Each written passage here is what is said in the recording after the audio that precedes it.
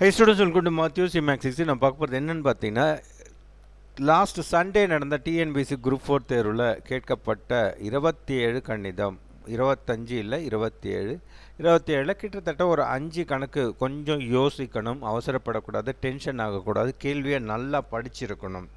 அந்த மாதிரி படித்து அந்த கொஸ்டினை படித்து ஆன்சர் பண்ணியிருந்தா நல்லா பண்ணியிருக்கலாம்.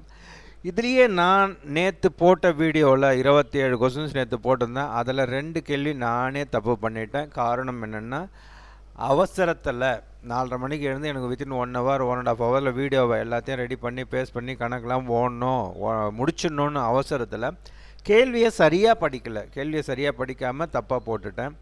அது நான் செஞ்ச தப்பு, ரைட்டுங்களா? Extremely sorry. அது ஒரு கேண்டிடேட் நோட் பண்ணி, தப்பு சார், நீங்கள் தப்பாக சொல்லியிருக்கீங்க, ஆன்சர் இதான் வரும் அப்படின்னு சொன்னார். அவர் சொன்னதுக்கப்புறம் தான் கேள்வியை பார்த்தா உண்மையிலே கேள்வியை நான் சரியாக படிக்கலை, ரைட்டுங்களா? எனக்கு மண்டே நைட்டு தான் பிடிஎஃப் கிடச்சிது. கொஸ்டின் பேப்பர் எனக்கு கிடைக்கல. எப்போவுமே எந்த எக்ஸாம் இருந்தாலும் நான் அன்றைக்கி within 1 hour 2 hours video key கொடுத்துருவேன். இந்த தடவை என்னால் முடியல, கொஸ்டின் பேப்பர் கிடைக்கல, ரைட்டுங்களா?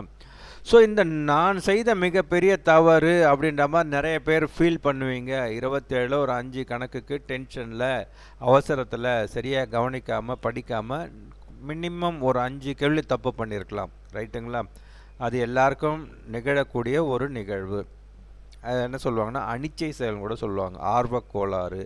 அதை நம்ம ஒன்றும் பண்ண முடியாது. இப்போ நானே 2 தப்பு அவசரத்தில் நம்ம கணக்கை போடணுமே தான் நினச்சேனே தவிர கேள்வியை படிக்கவில்லை.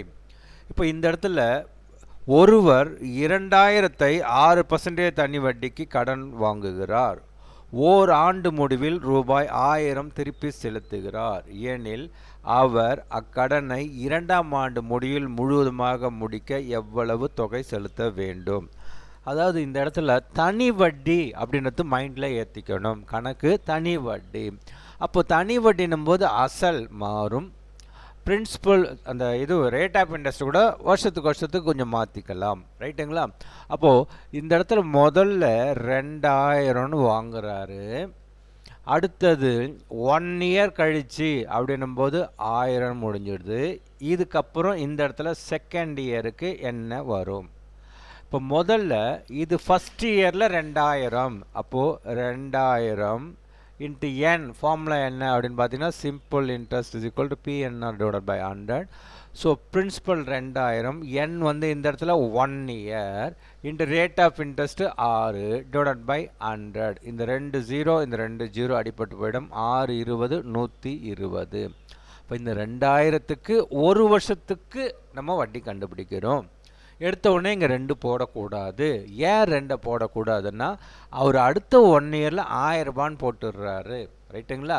அப்போ அந்த 1 yearக்கான இன்ட்ரெஸ்ட்டு அசல் அந்த 2000க்கு தான் நம்ம இன்ட்ரெஸ்ட் கால்குலேட் பண்ணணும். பட்டு என் 1. இப்போ அடுத்த வருஷம் 1000 கொடுத்துருத்தால இந்த ஃபஸ்ட் இயர்லேருந்து இந்த செகண்ட் இயர் வரதுல இந்த பிரின்சிபலுக்கு தான் நம்ம ரேட் ஆஃப் இன்ட்ரெஸ்ட் கண்டுபிடிக்கணும். அப்போ தேர்ஃபோர் 1000 அகைன் n = 1, அடுத்தது rate of interest 6 divided by 100. இந்த இடத்துல இது அடிச்சோம்னா 6 10 60. இப்போ நான் இவ்வளோ தூரம் போட்ட ஸ்டெப்பு வேஸ்ட்டு. ஏன் waste? Rate of interest correct, அதே 6 தான், இங்கேயும் அதே 6 தான், கீழே 100 கீழே 100லாம் வரப்போகுது. இப்போ 2000க்கு 120ன்னா 2000 1000ஆவது பாதினும் போது 120ல் பாதி 60ன்னு இங்கேயே போட்டுக்கணும். இந்த ஸ்டெப்பு நமக்கு தேவையில்லாதது, ரைட்டுங்களா? Time waste. அப்போ இங்கே புரிஞ்சுக்கிட்டோம்னா நல்லது. 2000க்கு 120, அடுத்து 1000னும் போது அதில் பாதி 60. அப்போ தர்ஃபோர் அவரோட வட்டி என்னவாக இருக்கணும்? 120 + 60 180. அசல் எவ்வளவு? 2000. அப்போ மொத்த தொகை 2 வருடங்கள் கழித்து அவர் செலுத்தக்கூடிய மொத்த தொகை 2180. இடையில் ஒரு 1000 ரூபாய் கொடுத்துட்றாரு. அப்போ தேர்ஃபோர் மிச்சம் எவ்வளோ இருக்கும்? 1180. B இஸ் த ஆன்சர், ரைட்டுங்களா? நம்ம போட்ட ஏ 1240 அப்படின்றது தவறான விடை, ரைட்டுங்களா? நேற்று தப்பாக சொல்லிட்டேன், கேள்வியை சரியாக படிக்கலை. அதே மாதிரி இதில் பார்த்தீங்கன்னா, விக்னேஷ் 2 ஆண்டுகளுக்கு 2 yearsல 4%க்கு 10,000 கடனாக வாங்குறாரு.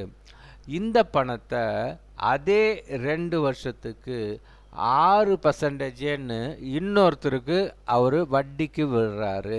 இப்போ வாங்கினது 4, அவர் இன்னொன்று கொடுக்கறது 6. அப்போ அவருடைய லாபம் எவ்வளவுன்னு பார்த்தீங்கன்னா 2%. அப்போ இந்த 2%க்கு போட்டால் போதும். அப்போ தேர்ஃபோர் அசல் 10,000 இன்ட்டு n எவ்வளோன்னு பார்த்தீங்கன்னா 2 வருஷம்தான்.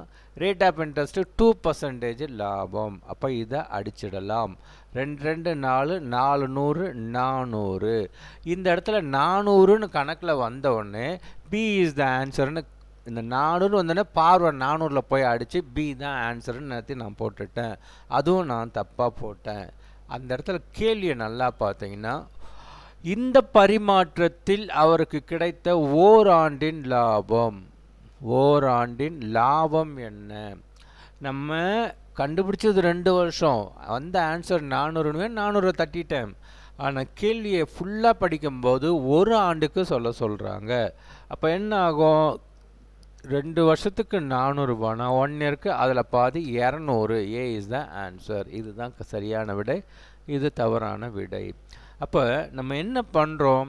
அவசரமாக நம்ம கணக்கு போடணும், வர ஆன்சரை எங்கே இருக்கோ தூக்கி அடிச்சிடுறோம். அந்த ஃபுல்லாக கேள்வியே படிக்க மாட்டேன்றேன். ரைட்டுங்களா? இன்னைக்கு கூட என்ன பண்ணோம், அந்த மேலத்தை மட்டும் பார்த்துட்டு கணக்கு போட்டோம். அந்த கேள்வி என்ன கேட்குறாங்கிறத கவனிக்கல. இது எல்லாருக்கும் நடக்கக்கூடிய நிகழ்ச்சி. ஸோ இதை பற்றி யாரும் ஒரி பண்ணிக்காதங்க, அதெல்லாம் ஒன்றும் பண்ண முடியாது. ரைட்டுங்களா? முடிஞ்சு போச்சு எக்ஸாமு. ஸோ அடுத்த விஷயத்துக்கு போங்க. இந்த குரூப் 2 குரூப் 2A எல்லாம் வரப்போகுது இல்லைங்களா? அதுக்கு இப்போலேருந்தே உட்காந்து ப்ரிப்பேர் பண்ணுங்க. ஓகேவா? சரி, இப்போ அடுத்த இந்த ஒரு கேள்வி பார்த்தீங்கன்னா, இந்த இடத்துல இந்த கணக்கு நம்ம போடணுன்னு அவசியமே இல்லை சார். நீங்கள் இந்த கணக்கை நீங்கள் போடணுன்னு அவசியமே இல்லை, யோசிச்சா போதும் சார். ஒரு புத்திசாலி மனிதன் அப்படின்னு சொல்லிட்டோம், இன்டெலிஜென்ட் மேன் இங்கிலீஷில் இருக்கும். புத்திசாலி மனிதன் அப்படின்னாலே இவன் ஏதோ ஒரு 3 மூட்டையில், ஒரு மூட்டையில் 30 மாம்பழம், 3 மூட்டைக்கு அப்போ 30 மாம்பழம் அப்படின்னும்போது 3 30 90 மாம்பழம் எடுத்துகிட்டு போகிறான். அந்த 90 மாம்பழத்தை எடுத்துகிட்டு போகிறோம். ஒரு சாவடி அப்படி தாண்டப்போ ஒரு பழம் தரணும் அப்படின்னும்போது புத்திசாலி மனிதன்னா அங்கேயே நம்ம புரிஞ்சுக்கணும். அப்போது கடைசியாக அந்த டோலை விட்டு வெளியே வரப்போ, 30வது டோலை விட்டு வரப்போ புத்திசாலி மனிதன் என்ன பண்ணியிருப்பான்? அந்த 90ல் மேக்ஸிமம் மாம்பழம் எவ்வளோ நிறுத்திருக்கணுமோ அதை நிறுத்தியிருப்பான். அப்போ அது பிரகாரம் பார்த்திங்கன்னா இதில் அதிகபட்சமாக 25ன்னு இருக்குது. அதான் நஷ்டம் வந்துடணும். கணக்கு போட தெரியாதவங்க அந்த மேலே படிச்சிங்கன்னா போதும். அங்கங்கே கப்பம் கட்டிட்டு வரான், ஒரு டோலுக்கு ஒரு பழம் அப்படின்ற மாதிரி கப்பம் கட்டிட்டு வரான். அந்த கணக்கில் பார்த்தீங்கன்னா கணக்காக போடணுன்னா கூட 3 மூட்டைன்னு சொல்கிறாங்க. அப்போது 1 மூட்டை, 2 மூட்டை, 3 மூட்டை. இப்போ புத்திசாலி என்ன பண்ணுவான்? ஃபஸ்ட்டில் இருக்கிறது எடுத்து கொடுத்துடணும். இதில் ஒன்று எடுத்தோன்னா வேலைக்கு ஆகாது. ஃபஸ்ட்டு மூட்டையை ஃபஸ்ட்டு காலி பண்ணு. செகண்ட் இருக்கிற மூட்டை 30 இருக்குது அப்படின்னும்போது அப்போ 5 டோலுக்கு 2 2ஆக பிரிச்சுட்டு போயிடலாம். அந்த மாதிரி போடணும். ரைட்டுங்களா? அது நேற்று கணக்கு போட்டுட்டோம். பட் இந்த கணக்கு நம்ம போடணுன்னு அவசியமே இல்லை. கொஞ்சம் புத்திசாலித்தனமாக நம்ம யோசித்தாலே இதுக்கு நம்ம ஆன்சரு கணக்கே போடாமல் சொல்லிட்டு போயின்னு இருந்திருக்கலாம். ரைட்டுங்களா? மேக்ஸிமம் கையில் கடைசியில் நிறுத்தணும். அப்போ அதில் அது பிரகாரம் பார்த்தோன்னா அதிகபட்சமாக 25 தட்டு வந்துருக்க வேண்டியது தான், அவ்வளோதான். ஓகேவா? சரி, எனிவே தவறு தெரிஞ்சு பண்ணலை, நமக்கு தெரியாமல் பண்ணியிருக்கோம். அதை பற்றி ஃபீல் பண்ணாதீங்க. ஒரு சிலர்லாம் 27க்கு 25 போட்டிருக்கேன்னு ஒருத்தர் யாரோ சொல்லியிருக்காரு. அவர்லாம் கண்டிப்பாக வேலை கிடச்சிடும். மேக்ஸிலே இவ்வளோ பண்ணுறாருன்னு தமிழும் ஈஸின்னு சொல்லியிருக்காங்க. கொஞ்சம் ஜிக்கல் அப்படி இப்படின்னு பண்ணான்னா கூட 180 185ல் அடிச்சிருந்தீங்கன்னா கான்ஃபிடெண்ட்டாக ஒரு வேலை நிச்சயம். ரைட்டுங்களா? ஸோ ஃபீல் பண்ணாதீங்க, அடுத்த இதுக்கு நகர்ந்துக்கோங்க.